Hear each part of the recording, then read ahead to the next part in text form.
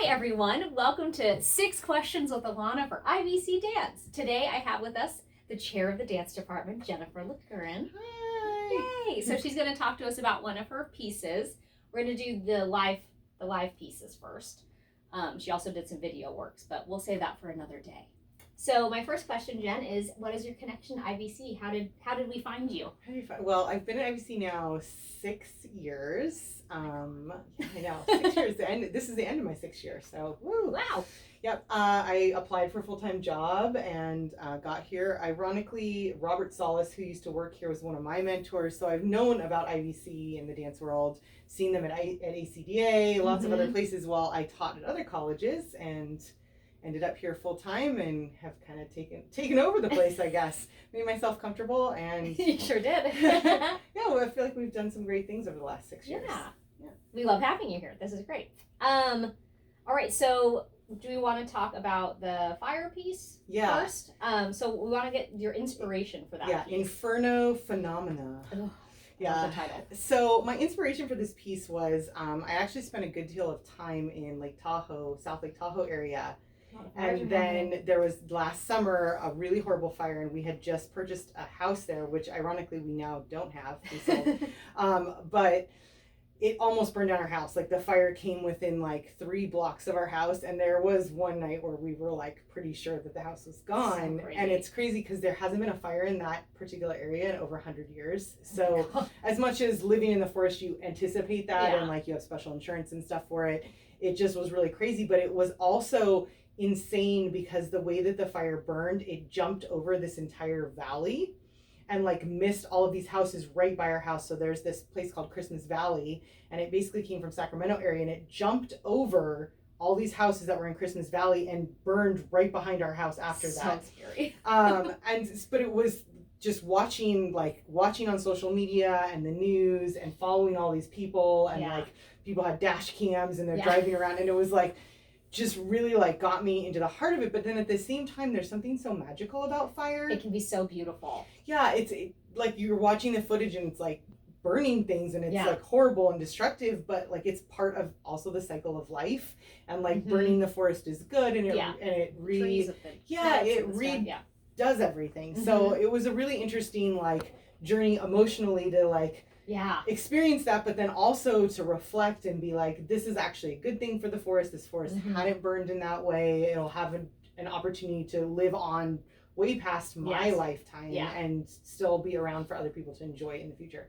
So the piece was looking at all of that. The beauty of fire, how fire is. So the dancers are supposed to be the fire themselves. They start off in this little like campfire, and then they go askew and burn everything down. And then at the very end, it's the ash falling and kind of like the rebirth and cycle of the earth and what happens after fire, and how that isn't necessarily sad, but can turn into a positive regrowth after. And it turned out very beautiful. So third question is kind of your process on how you choreographed it. So we know the inspiration with the fire, but like how did you actually like put the work together? So I knew I wanted something to have that like fluid motion that we see through a flame. And so I watched a lot of fires burning like videos of fires, dark research, but then I kept imagining silk and how silk like moves and that flow when it catches air.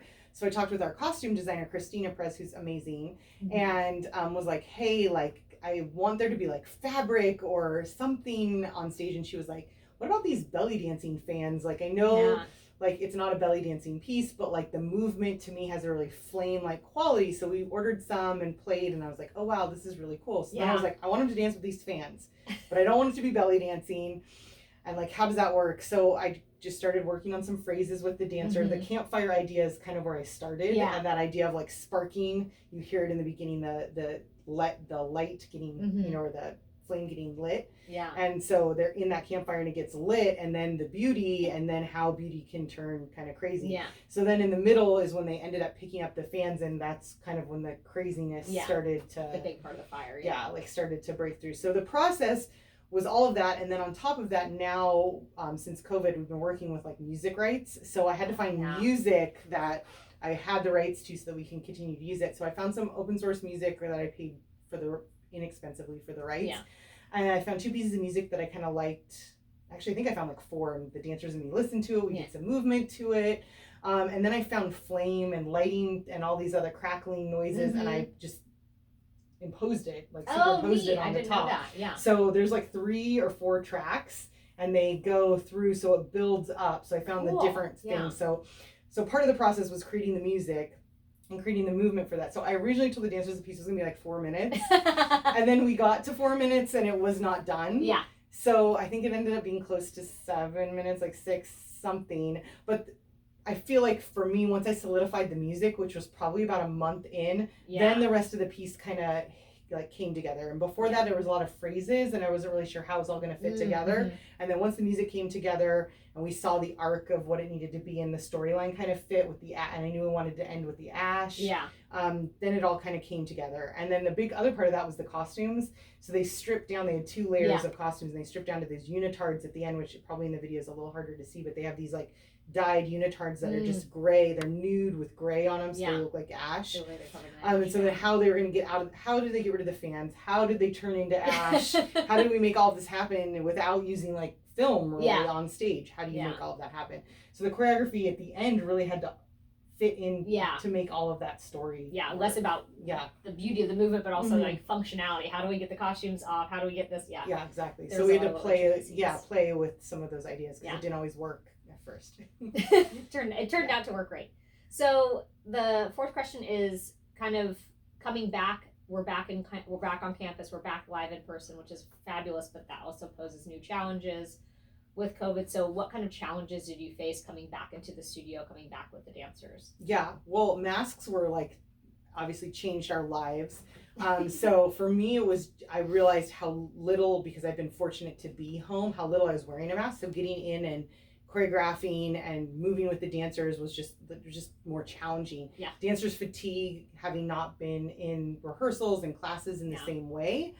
So just getting them back in that shape to be able to have the stamina, but also just like there is a lot of touching and lifts and things in the piece. So finding the comfortability, like, are we okay touching? Are we okay doing this? There's a lot more like talking, I feel like, when we first came back than normal. A lot more like, how are you feeling about this? We had some students that got COVID, and then having those conversations of like, what does this look like? What could this mean for the piece? What does this mean for the show? And it all ended up working out, and we figured it all out, and it was surprisingly seamless, but I definitely feel like the stress level was higher. But at the same time, I feel like in this piece that actually helped, because there was a level of like anticipation that they needed to have, and like a little bit of stress inside of it. Urgency in the movement. Yeah, an urgency. So I feel like it was easy to apply it into the work. Yeah, that's true. Versus some other pieces where you really maybe needed to be calm, cool, and collected, and it wouldn't have like fit quite as well. Yeah. So I think the theme was relatable, and maybe even tied to COVID and like the build up, and like, you know, there are positive things that came out of COVID. Totally. You know, so we definitely are ever changing, and we're still not out of COVID. So we'll see how the journey continues. Yeah. But I feel like we figured out our stepping last fall, and then, you know, things will move forward. We overcame those challenges pretty easily. So we kind of touched on it a little bit, but the costuming and also the fans had like a big part in your piece. So talk a little bit about how the visual aspects kind of feed into the movement, or vice versa, how the movement feeds into the visual aspects. Because like we had some people who were using videos and costuming that plays a big part. So kind of how those pieces fit together for you. Yeah, I definitely wanted it to feel and look like it was a fire. So lighting wise, talking with Crystal, our amazing lighting designer, I was like, it needs to have movement inside of it. So she had it where the lights were actually going up and down with levels, so it looked like they were inside of the flame, and then the colors were changing and developing.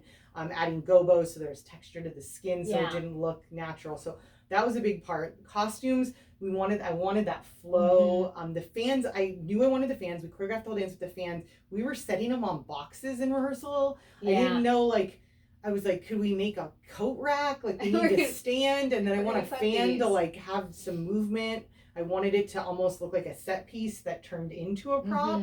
But I didn't know how. I talked with Don, and then he was like, well, we could just fly a batten in, like basically a big pipe, and we could hang these fans like with a- little, Mm-hmm. things, and then they could just pick it off. And I was like, oh, that's so simple. Yes. And We'll because do the that. background was black, Yeah. and it was dark behind, Mhm. the audience couldn't see any of that. Yeah. And it really You made just it. saw the- Yeah, you just saw the movement of it. So it really like came together like the last final moment.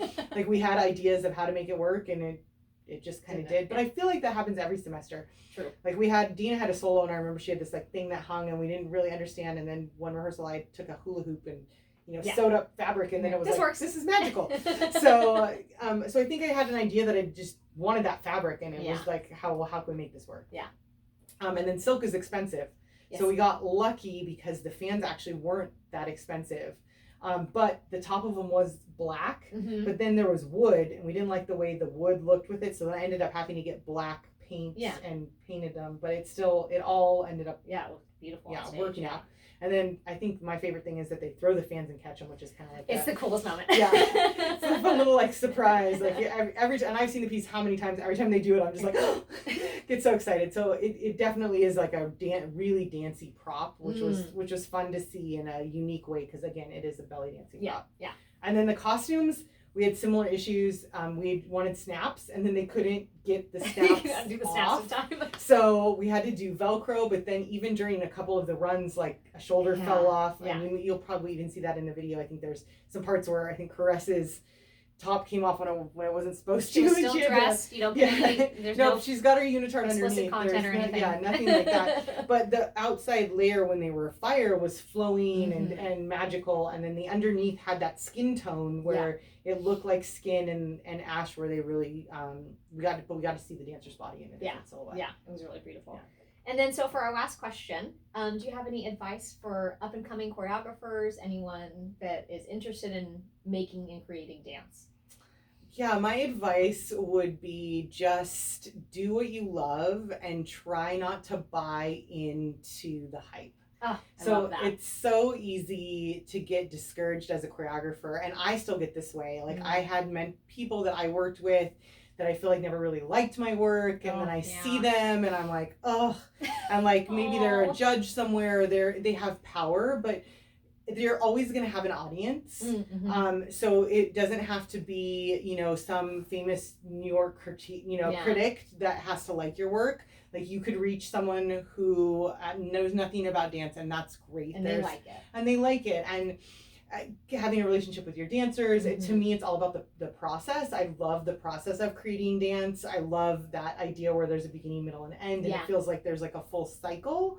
And then you can go back and always revisit that. Yeah. So just stick to the process, stick to what you know, and then don't be scared to try new things. Failure is so important with any art form. So you're going to do stuff, and you may just, end up getting one little bit of something that you love, and that could turn into something else. Yeah. So just keep at it and don't get discouraged, and find a way, to stay in it if you love it. And if you don't love it, that's okay too. Just find, be in the audience, find other ways to support if you're interested in it without being a choreographer yourself. Yeah.